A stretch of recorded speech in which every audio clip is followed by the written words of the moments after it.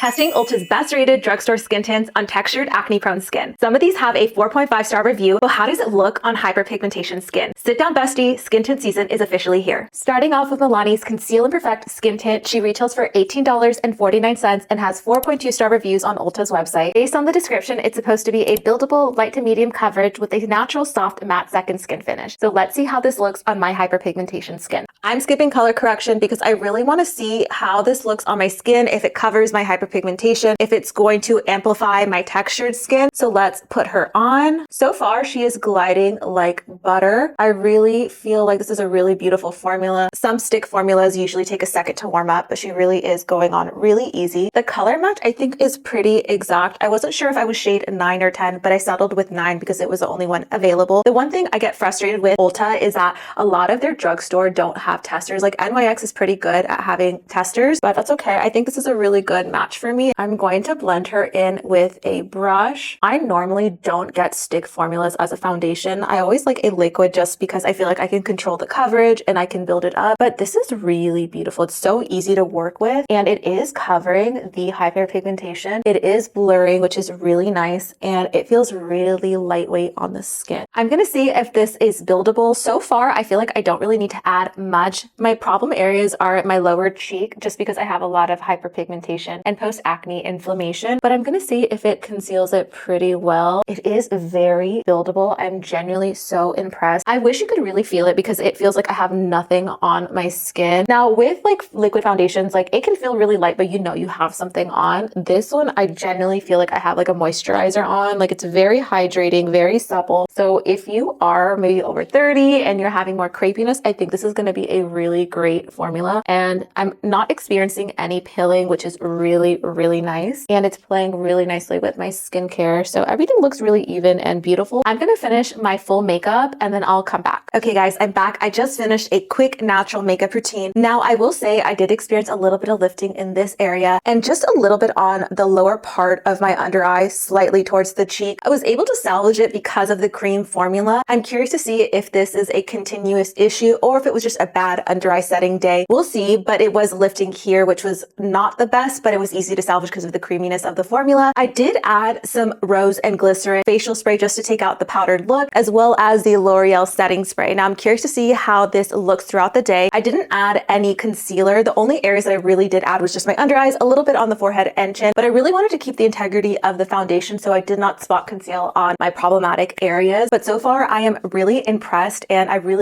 love the formula. It feels very lightweight. I'm curious to see how it wears throughout the day. So it is 12:42 p.m. and I'm going to do a check-in maybe later on in the evening just to see if there is any separation, if it holds up, how it feels in the heat. Today's a very hot day where I'm at, so we'll see how it wears, but stay tuned. I'm going to go about my day and I'll come back and do a check-in. Okay guys, I'm back and it is 10:22 p.m. so it's been roughly 9 hours since I've had the skin tint on. This is what my skin is looking like after 9 hours and I am genuinely impressed. Now I did experience some oiliness in my T-zone, but I do always get pretty oily in that area. I was able to blot it and I did that twice today because I feel like my oil was seeping through, and I did notice there was no lifting when I did so, and it felt like when I did it, it was like I freshly put powder on again or I freshly put a new base. So it looked so beautiful. It didn't really budge. So I'm really impressed with the way it looks.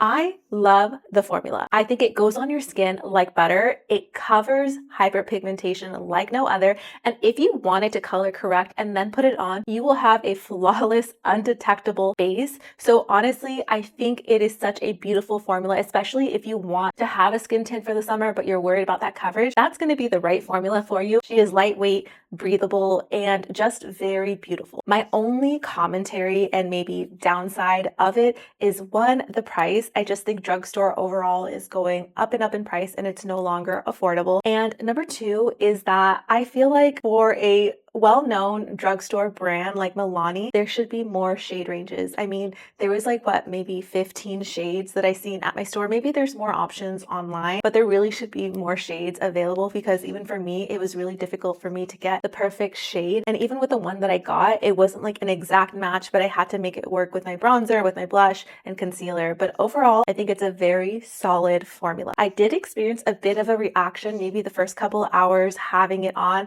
I did get like these little bumps, and I don't want to say it's like an acne or like a rash. It was definitely more like little hives and like bumpiness on my forehead and on this side of my cheek. And I normally don't get acne on this side of my face, so I was very shocked to see it.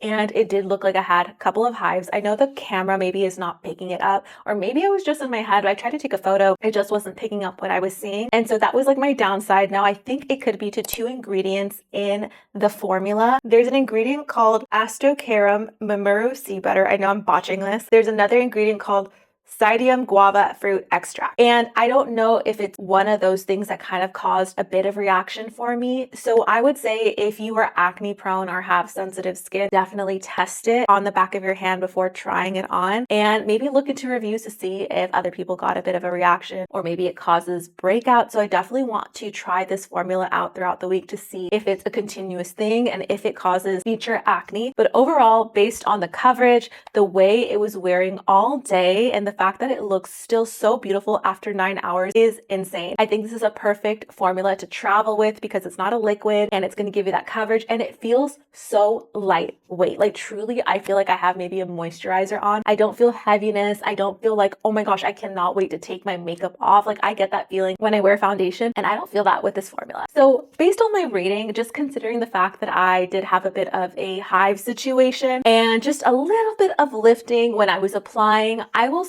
rate this a solid 8.5. I think she's beautiful. I just think there needs to be better shade ranges. And I'm genuinely curious to try the other skin tints that I have. And maybe I might change my rating, but let me know if I'm completely wrong, if this deserves a 2, a 3, or maybe this deserves a 10 out of 10. I will definitely try this throughout the week and maybe do a follow-up. But I hope you enjoyed this video, and I will see you in my next one. Bye guys.